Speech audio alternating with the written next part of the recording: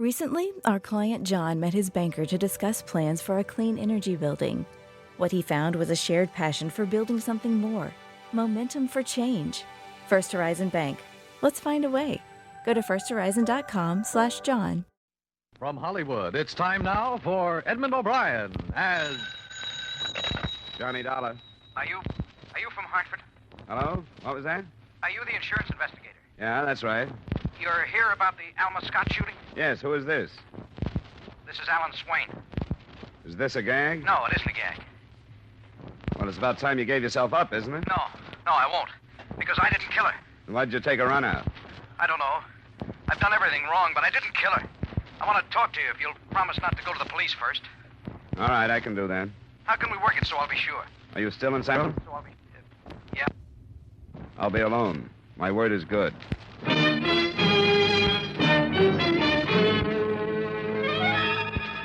Edmund O'Brien in a transcribed adventure of the man with the action-packed expense account. America's fabulous freelance insurance investigator. Yours truly, Johnny Dollar.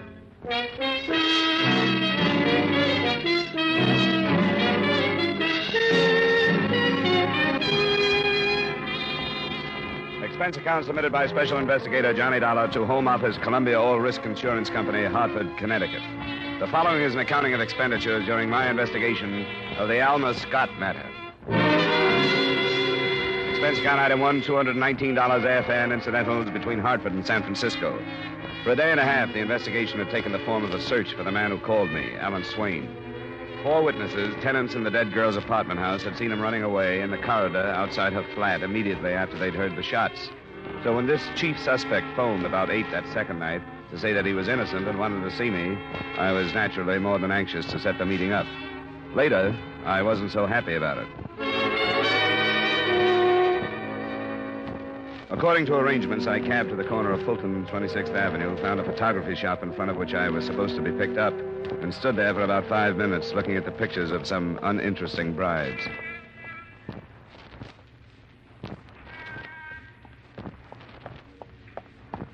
Hello, mister. Hi. You marry one of those? No, thanks. I'm supposed to meet somebody here. You live in the neighborhood? No, I'm from Hartford, Connecticut. And I guess we were fated to meet. What about the guy that called me? I thought he was going to show up. He changed his mind. I'll take you to him. Come on, there's a cab waiting around the corner. I memorized the number of the cab, hoping it might have picked her up at some address that might be useful later. It was a silent trip. The girl with a pretty but rather hard face slumped in her corner, looking almost bored except for the fact that she smoked one cigarette after another. When we left the cab in front of a cafe on a coast highway, she took my arm and led me away from the lights, across the road toward the sand. And there, behind the added protection of a low concrete abutment, I met Alan Swain. He did come alone. You weren't followed, were you? Ask him. I've gotten out of the habit of trusting people, so I wouldn't want to say. I told you my word was good, Swain. Maybe you deserve it, maybe you don't. What do you mean? Well, from the beginning, I haven't been able to figure how a guy like you got mixed up with a woman like Alma Scott. I wish you'd been here a month ago to knock that into his thick skull. Oh, lay off, Helen. Doesn't do any good now. It never did. I didn't kill her, Mr. Dollar. I swear I didn't. And why have you done everything a guilty man would do? You were seen running away from the scene and getting into your car. You abandoned that. The cab driver remembers picking you up a block away from where it was found and bringing you back to Market Street. Everything you did has been done by scared killers before. I know I did everything wrong, but I didn't kill her. I wasn't even in her apartment. To match all the testimony that says you did kill her, can you put your hands on any that says you didn't? No. When I was in the hall, when I heard the shots, well, if I'd gone on in instead of losing my nerve and running, I could have cleared myself, but I didn't. All I thought of was my own hide. Then when it was too late, I realized the police would never believe anything I said. What makes you think I will? I don't know. I'm just asking you to give me a chance. A chance to do what? I want to tell you what led up to that night. It doesn't make any difference how I met her or anything. I knew she was no angel, but I never thought she was all bad. And I still don't. That's what 2 years of college does for you. Oh, lay off, Helen. 4 years, you'd be 100% blind. What's your story about that night? Alma and I were going to leave town. We were going to fly to Mexico and get married. Then we were going to Los Angeles and stay there. She wanted to get away from this town and the people she knew here. I don't think that's worth much, but is there any way I can check it? Plane reservations? Yeah, they're under the name of A.J. Hall for next Friday night at 9. What airline? Cal, Mexico. Why the switch in names? Alma said there might be people who wouldn't want her to leave, and she didn't want it to leak out. We were going to cancel the reservations under that name and make them under our own Friday morning to match our identification at the border. Who is she afraid of? I don't know. She wouldn't tell me. Probably had a big choice. Do you know New in town, but give me time. who? Okay. What's the rest of it, Swain? Well, she broke a date with me that night. Said she wasn't feeling so good. Then about 10, she phoned and told me she'd changed her mind about going away with me. What reason did she give? She didn't give any. She hung up. I started right over to her place. It only took me 5 minutes. When I got there, I stopped just outside her door because I heard her talking to somebody. What about? Well, I didn't understand the words, but she was sort of screaming. I started for the door again, and that's when I heard the shots. And I don't know what happened to me, except that I thought whatever was happening was somehow my fault. And I ran. That's all I know. That's all? Yeah. What do you think I can do with that? I don't know, but it's the truth. There must be a way you can find out who was in there with her. Don't you have any idea who it was? No. Man or a woman? Why, man, it must have been a man. Did you hear a man say anything? No, but there must be some way to find out who was there. I don't know what it is, but I'll follow it up. And you won't tell the police? About meeting you? I doubt they'd believe me if I did. You can phone me if you think of anything. All right. Are you coming with me, Helen? It's not cricket to pick a man up and then just drop him. Maybe I can lure him into the bar over there so he won't see you leave. Think you can afford me? Temporarily, yeah. I'm on an expense account.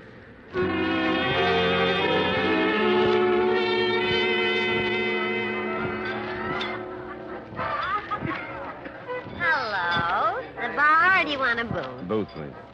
This one over here okay? Yeah, sure, it's fine. I'll take your order. An old-fashioned, I guess. Ryan soda. Okay. Rye old and a high with soda. It's not generally known that Swain has a sister, is it? Do you think he has? Well, you're too young to be his mother.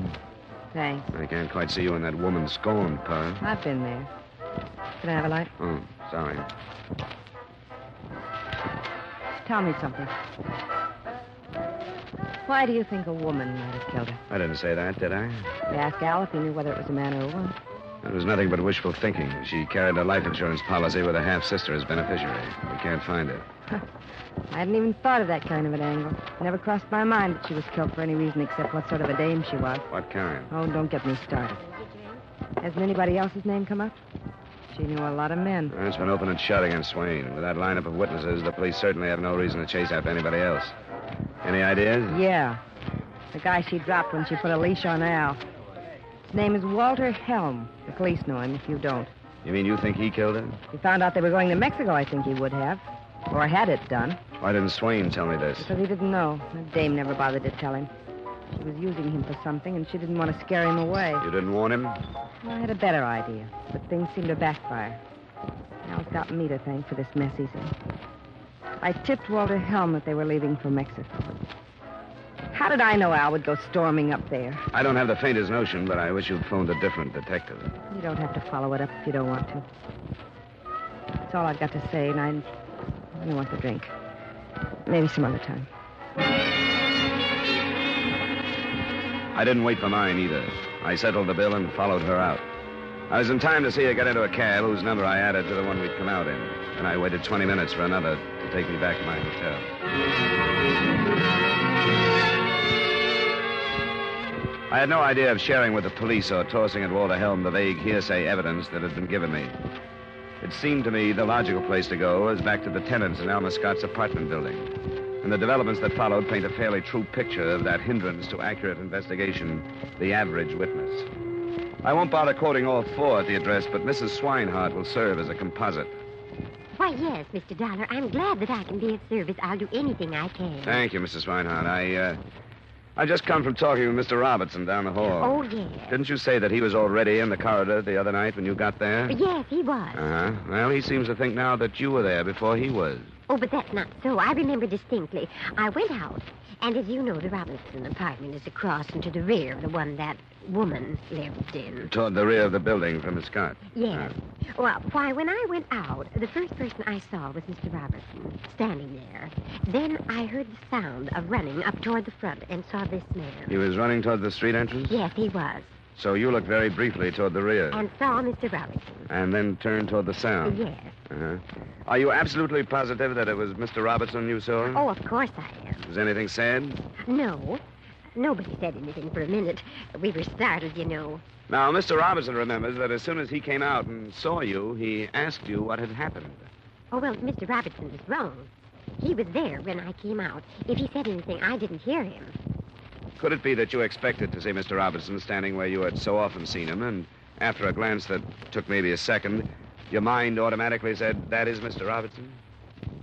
Mr. Dollar, I know what I saw. What's the meaning of this? It's just possible that there was a second man mixed up in this thing the other night, a man who might have come out of Miss Scott's apartment and instead of bolting toward the front entrance, gone quietly to the rear stairway and out the back. Oh, dear. That's why it's so important that you're sure. Could it have been someone else that you glanced at and glanced away from? Someone who left while your attention was on the running man? Oh, I was sure it was Mr. Robertson. The second time you looked, it was. We're all sure of that. For that first glance. I was so sure. It might be that Swain, who looked so guilty, might not be. It could be the difference between life and death to him. Oh, now you have confused me. I was so sure. But I shouldn't like to call Mr. Robertson a liar if he truly believes that I was in the corridor when he came out. After all, it all was so sudden and shocking. I suppose anybody's mind could play tricks, as you say. Will you come and talk to Mr. Robertson with me? Oh, dear. Yes, I will. But I'd so hoped we'd heard the end of this dreadful thing. In less than an hour, 4 positive witnesses had broken down in the face of doubt. None of them could swear that there had been a second stranger in the hallway. But neither could they swear that there hadn't been. And none of them had actually seen Alan Swain come out of the Scott apartment.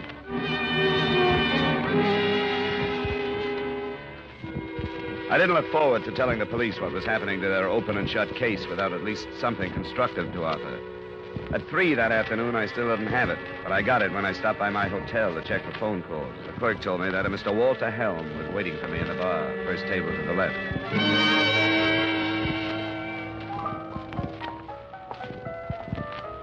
Mr. Helm? That's right. My name is Dollar. Oh, sit down. What are you drinking? Nothing, thanks. It's a little early for me. I don't suppose you know anything about me, but I'll get right to the point. The papers say you're working on the Alma Scott case. I have an interest in it. She was a friend of mine. Oh? You've got to do something about finding that maniac that killed her. If you think you can help, you ought to go to the police. I don't want to go to the police. I want to talk to you. Where can we do it in private? Your room? I guess so, if you've got reason to keep it that private. I have. Come on. Which way do we go?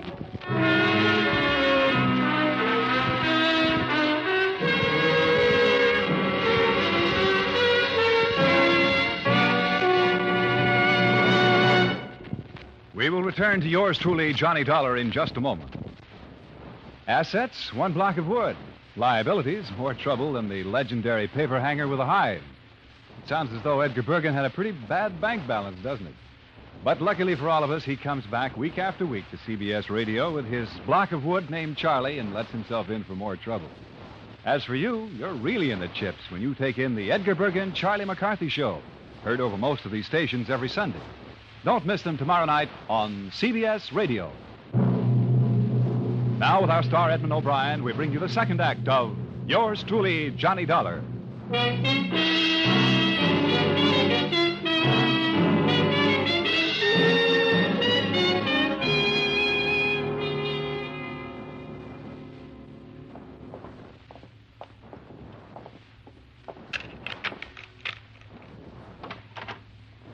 Go ahead. After you. Thanks. What's the matter, Dollar? I don't get you. Yes, you do. You're acting funny, like you've got certain ideas about me. Your name came up in a conversation last night. What about? The killing you've got an interest in. What else? Who is this conversation with? You don't expect me to tell you. We won't get any place this way. Somewhere along the line, you picked up the wrong idea about me. Let's get it straightened out. I just spent an hour looking you up in a newspaper morgue. That's hardly the way to build towards a fast and strong friendship. Well, that's business. It's got nothing to do with you and me.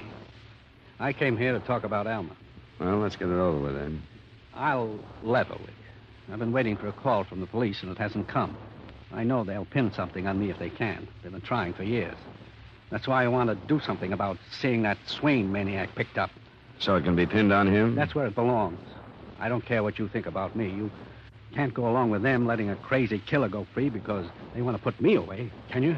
I didn't know that's what they were doing. They will if they get the chance. What did they do with that check? Burn it up? What are you talking about? What check? A cashier's check for $15,000. I gave it to Alma. I knew her well enough to know I didn't have to kill her to keep her from going to Mexico with that scum. She got tired of me before, but not so tired a small gift wouldn't bring her back. I knew I was a sucker, but if that was the only way I could keep her, it was all right with me. Well, that doesn't set so well. That's the way it was. Maybe this time money wouldn't keep her. You're wrong. She changed her mind. She wasn't going. One thing interests me. How did you know she was going to Mexico? How'd you find out? Swain's sister phoned me, half crazy about his life being ruined. She said if I didn't do something to stop it, she would. What day was that? The day Alma was killed. I went over that afternoon with a check and had a talk with her.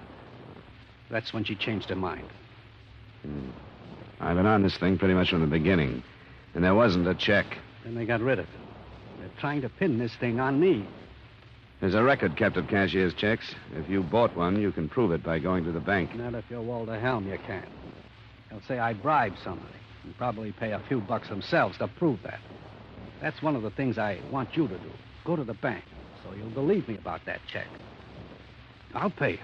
Your own price. Aren't you afraid they'd make that out a bribe? They would if they could. But this is legit.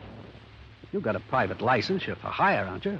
Not by a suspect, after I've been given access to state's evidence. What kind of evidence? I could really make this worth your while. Just between you and me. I feel sorry for you, Helm. You're a big wheel. But when you can't count on your money getting you something or getting you out of something, you're lost. Because nobody will take you, anything you say, or anything you do at face value. Maybe you're right. I'm not complaining, but maybe this is the deal that sets you right. The papers say she was killed by a .32. It hasn't been found yet. Oh, a town like this, it's probably at the bottom of the bay or in the ocean, don't you think? That's a shame. That .32 is all they need to really pin it on me. How come? I gave it to her. It's registered to me. How do you know that was the gun that killed her? She kept it in a drawer in the living room. And you didn't find one in the apartment anyplace, did you? If that's true, you wouldn't hurt yourself by telling the police. You tell them, not me. I thought I could talk business with you, Dollar. You say you're not for hire. So this is what I'm going to do. I'm going to post a reward.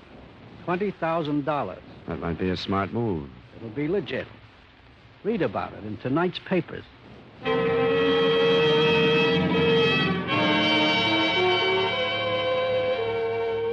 The notice made the front page of the paper I got under the caption, Cooling Murder Sparked by Reward. And strangely enough, it sounded sincere, not slanted towards Swain as I'd halfway expected, but offering $20,000 for any information leading to the arrest and conviction of the person or persons who murdered Miss Alma Scott. I didn't know how the police fared, but as far as I was concerned, reaction set in almost immediately.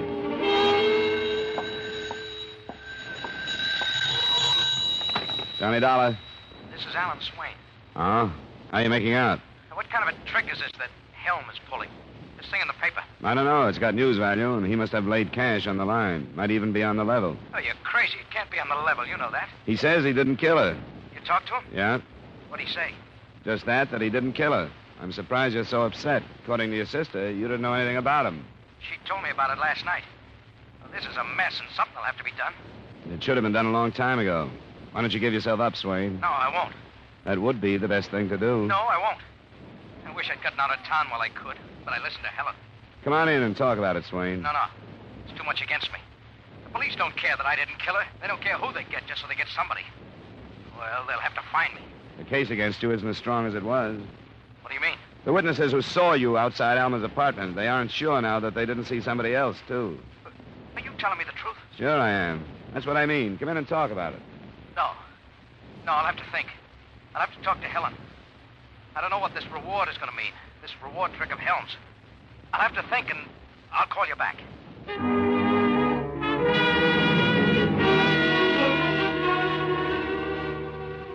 The phone rang again about an hour and a half later. I thought it was Swain, but it wasn't. It was Lieutenant Halloran at police headquarters. He had a confession to Alma Scott's murder that he wanted to talk to me about. It was made, he said, by a woman who claimed she was Alan Swain's sister. This dame says she knows you, that she met you last night. I guess she did. She says you met Swain and her at the beach. This guy phoned me, Lieutenant. It could have been a crank. It could have been anything. I met them, and nothing they said would have done you any good, so I didn't bother with it. Bother me with it? With what we haven't had, did you think I'd mind picking up a suspect? You know my racket. Sometimes I have to give my word. If I get out of the habit of keeping it, I'm going to miss a lot of bets. Sometimes I wish I was still a private cop and could get away with that stuff again. You are one? Yeah, Seattle until 49. Well, then you understand. I'm not supposed to. I tell you, what they gave me just broke down the case you were building. Now it looks like there's nothing to it. What'd she say? Last night, did she question you as to why you thought a woman might have killed Alma Scott? Yeah. A beneficiary, the only possible insurance angle in the case, by the way. She said that when you mentioned that, she figured you had something on her. When the reward was posted, she decided to give herself up. You sound like you don't quite believe her, Lieutenant. Well, I'll be honest. I don't know. You think she's protecting her brother? I said I don't know. You want to talk to her? If it'll help. I'll send you.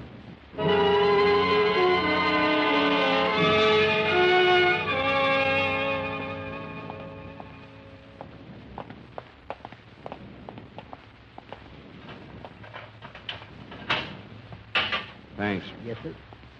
I hope I didn't put you on the spot by talking about last night. That's not important.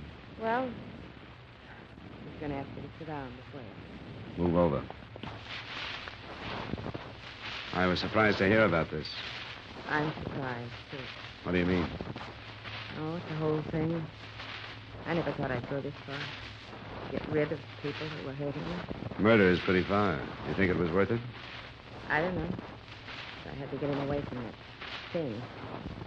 I didn't grind through burlesque houses for 10 years to let that happen. Been taking care of him that long? Longer. I'm not decent. Guess I took my mother complex out on him. Sent him to school. Even 2 years of college.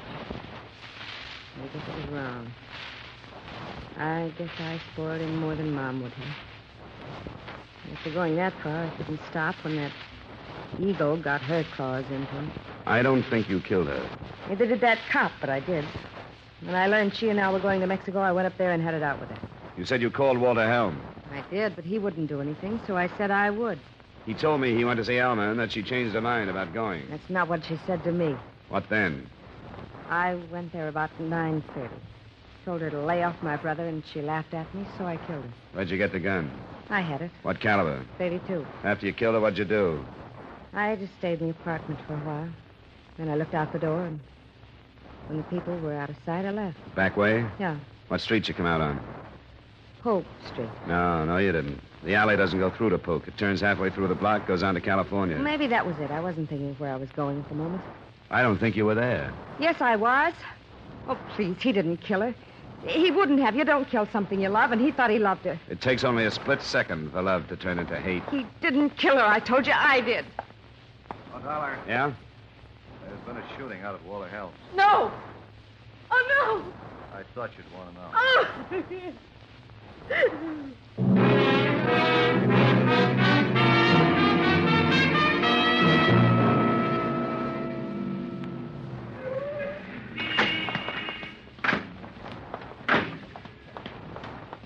Hey, Lieutenant. Sergeant, things under control? I think so, sir. He shot his way in. The butler was hit. Helen was waiting for him. They managed to shoot each other. How are they? Both still alive, sir. We'll go in. This man's an insurance investigator. He's all right. Yes, sir. Thanks, Sergeant.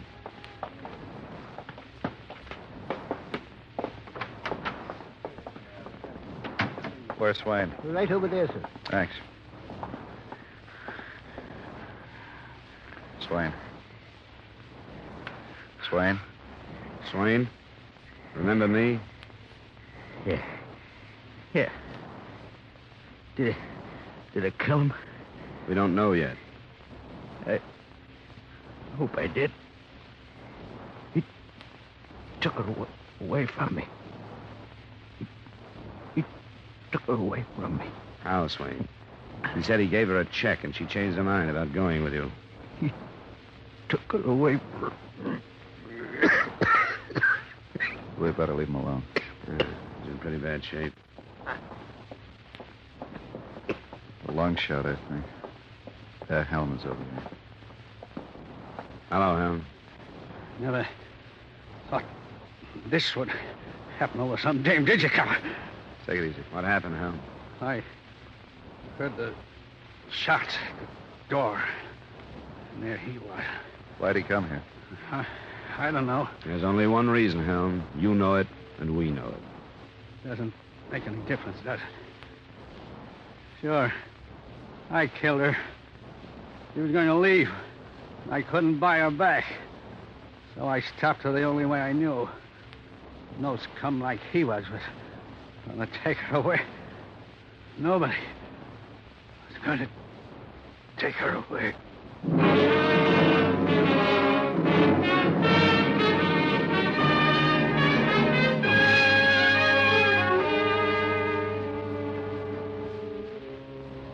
Expense account item 2, $134 miscellaneous.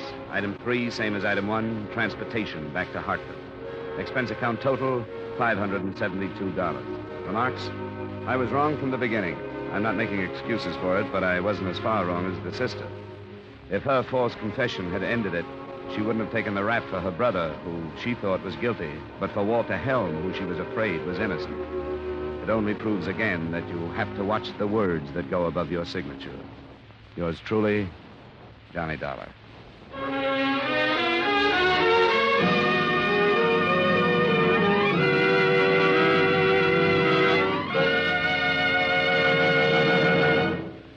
Yours truly, Johnny Dollar, stars Edmund O'Brien in the title role and is written by Gil Dowd with music by Wilbur Hatch. Edmund O'Brien can now be seen starring in the Paramount Pictures Technicolor production Silver City. Featured in tonight's cast were Jack Moyles, Virginia Gregg, Jeanette Nolan, Herb Butterfield, Hy Averback, and Harry Long. Yours truly, Johnny Dollar, is transcribed in Hollywood by Jaime Del Valle.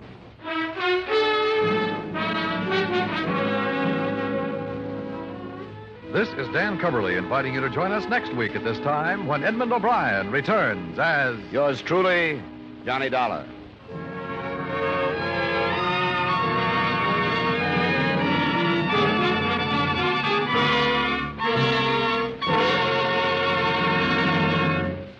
When you read the headlines in Korea, remember this. Industry can produce the bombers, the munitions, but only you can give the blood. And it's your blood that's saving the lives of 97 out of every 100 wounded men. Don't wait till it's too late. Give now. Call your local Red Cross Blood Center for an appointment. And then keep that date to save a life.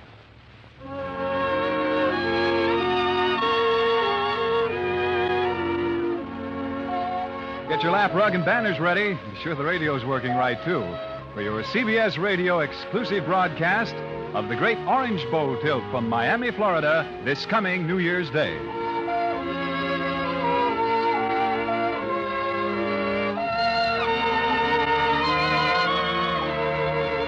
And remember, the Peggy Lee Show is heard Tuesday and Thursday evenings on the CBS Radio Network.